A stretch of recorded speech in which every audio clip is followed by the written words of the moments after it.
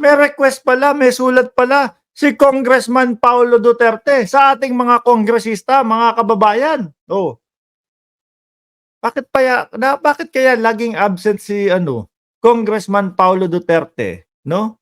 Sa Kongreso, yan po yung bali-balita ho, mga kababayan eh.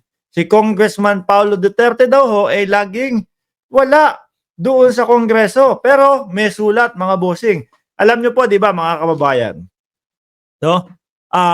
Ipinapatawag, 'di ba? Ipinapatawag si Bato de la Rosa, si Bungo, tapos nadawit na din ang pangalan ni Congressman Paulo Duterte, tapos yung asawa ni VP Sara Duterte, oh, 'di ba? Eh ngayon, eto sumulat si Congressman Paulo sa Kongreso. Pakinggan ho natin mga kababayan itong balita na ho ito, mga bossing, at kung bakit siguro hindi uma-attend si Congressman Paulo Duterte.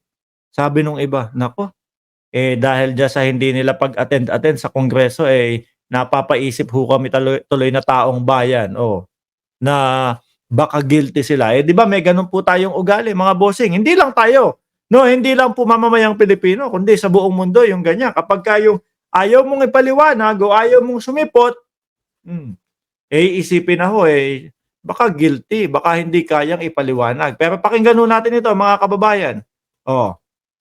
Eleuterio Pajarillo, shout out sa iyo, sir. Pakinggan ho natin. Congressman Ace Barbers. Hindi ko pala napindot.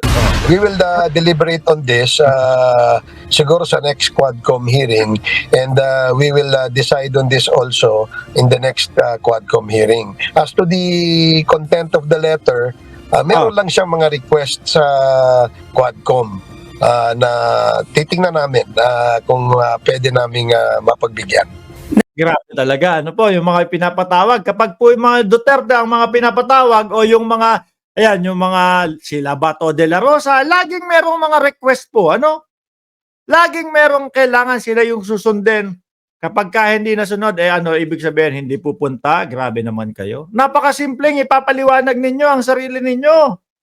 Di ba nabanggit? Di ba?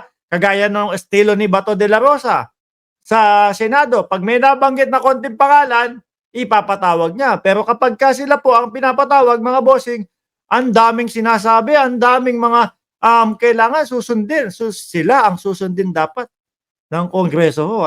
Ibang klase talaga. Nakatatlong public hearings na ang House Quadruple Committee o Quadcom na nag-iimbestiga sa posibleng ugnayan ng illegal pogos, illegal drug trade at extrajudicial killings o EJKs sa ilalim ng anti-drug war ng Duterte administration. Sa ikatlong pagdinig noong Miyerkules, August 28, nakatanggap ng sulat ang 4 House panels mula kay Davao City 1st District Representative Paulo Duterte. This afternoon we have received a letter addressed to the lead chairman, Honorable Robert S. Barbers, a letter signed by our colleague in the House, Honorable Paulo Z. Duterte, Mr. Chairman. But it's ano kaya ang laman, mga kababayan, nung sulat o nung request, ni Paulo Duterte? Malamang yan, sa malamang laging pabor na lang dapat sa kanila. Ganon, hindi nila kayang pumunta doon nang walang pabor sa kanila. Mga kababayan, nakakalungkot ho yan, mga kababayan. too thick, Mr. Chairman, that I think we just have to distribute these copies to the members so that in the next hearing we can tackle this letter, Mr. Chairman. Ang tanong, kaya mga bossing, kung sakaling hindi pagbigyan, yung mga request doon sa liham o sulat ng congressman, Paulo Duterte, a-attend ho kaya? O wala din, gaya-gaya, magiging gaya-gaya kay Bato de la Rosa. Wala, hindi kami a-attend dyan. Pinopolitika kami. Lagi ho nilang sinasabi kasi ngayon yan Nagiging dahilan na po nila, pinopolitika kami. Kaso nga, sabi po ng Congress, mga kababayan, hindi, walang ganun dito. Ebidensya ang labanan dito. Walang politikahan dito. Umabot na nga din po sa punto yung si Bato de la Rosa, mga kababayan. Ano sabi ni Bato de la Rosa? Alam nyo, wala pong ibang pinagmumulan ito dahil merong utos ito kay Martin Romualdez daw po, no? Mga bossing, 'yun ang sinabi. Kaso umalma po yung mga kongreso, mga kababayan. Umalma po yung mga kongreso. Bakit naman kami magpapagamit, no? Sa pamumulitika nila, hindi naman kami ganoon. Oh, 'yun po ang sabi ni Dan Fernandez, mga kababayan, no? Na isa din pong congressman. Oh. Sa susunod na pagdinig, inaasahang isa publiko ng Quadcom ang laman ng sulat ni Congressman Duterte at aaksyonan. Ayon kay House Committee on Dangerous Drugs Chairperson, Surigao del Norte 2nd District Representative Robert Ace Barbers, may gusto lang linawin ng kongresista sa ginagawang pagdinig ng Quadcom. There are just some things na he is asking for clarification. Yun lang naman ang at madali namang mapapag-usapan namin sa committee yun. Binanggit si Congressman Duterte Ayan. sa unang hearing ng Quadcom ng isa sa mga resource person na si Jimmy Guban, dating Customs Intelligence Officer at ngayon isang person deprived of liberty.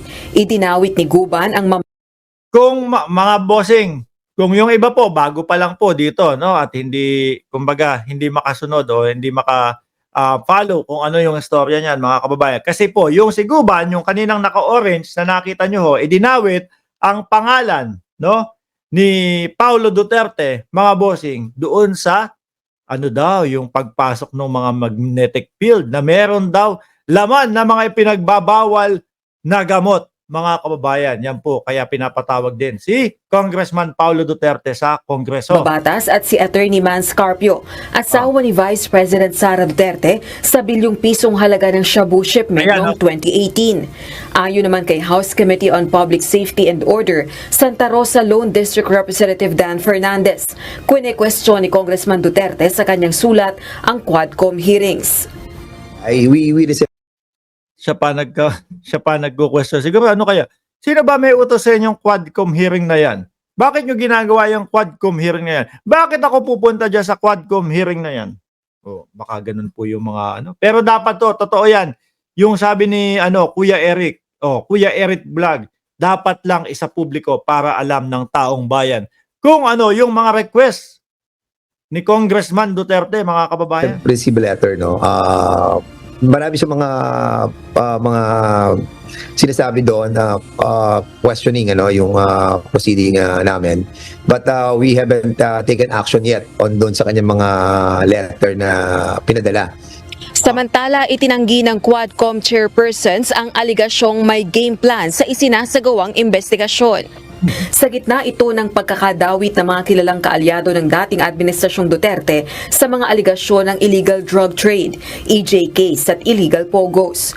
Paniwala ni Senator Ronald Bato de la Rosa sa ginagawang investigasyon ng Quadcom, maaari itong gamitin laban sa kanila sa International Criminal Court o ICC. Ang liderato rin umano ng Kamara ang nasa likod ng Quadcom at kumukumbinsi sa mga opisyal na bumaliktad. Alam niyo po ang hindi ko maintindihan kay Senator Ronald Bato de la Rosa. Bakit pinagbibintangan etong mga kongreso sa pangunguna daw po ni Martin Romualdez? Sa tingin niyo po ba, mga bossing, si Martin Romualdez ang mangunguna maglikom doon sa mga naulila na pamilya? Siyempre po, ang mga magpupursige ho dyan, yung 30 milyon, sobra naman yun, exaggerated naman si Mark Ramos. Yung 30,000 na pamilya na naulila po, mga kababayan, na sila po ay naniniwala na biktima po ang kanilang kaanak, ng EJK, mga bossing. Kaya yung sinabi ni Bato de la Rosa, Ma'am Beth Modestos, maraming salamat po. Yung sinabi ni Bato de la Rosa, eto pamumulitika lang to Parang mas naramdaman ng taong bayan, mga kababayan, na siya ang namumulitika. So, kung i-accuse nila si Speaker na binuo namin to or nangyari to dahil sa utos ng Speaker, that is so unfair. Yeah. And ako mismo, hindi ako papayag na gamitin ako para sa isang political agenda. After all, I'm not running for any higher position or sa national. Sa uling pagdinig ng Quadcom, tumestigo si Police Colonel Jovi Espinido at inihayag na binigyan siya ng direktiba ng nooy hepe ng pambansang pulisya at ngayon Senador De La Rosa na buwagi ng mga sindikato ng illegal na droga by all means. Inihayag din itong may quota at reward system sa pagpapatupad ng kampanya kontra illegal na droga. Yun ho yung mga kababayan yun ho yung mas matalim ho dyan mga kababayan. No? Yung pagsabi ni Espinido na meron talagang kota, no? At nasabi pa dito, gumamit pa nga sila ng pera ng pogo Oh. Grabe mga bossing. Ayan ang mga kailangan sagutin po nung kampo, no, ni Bato de la Rosa. Yaan po yung kailangan malaman, marinig ng taong bayan. Huwag kayong magtago diyan.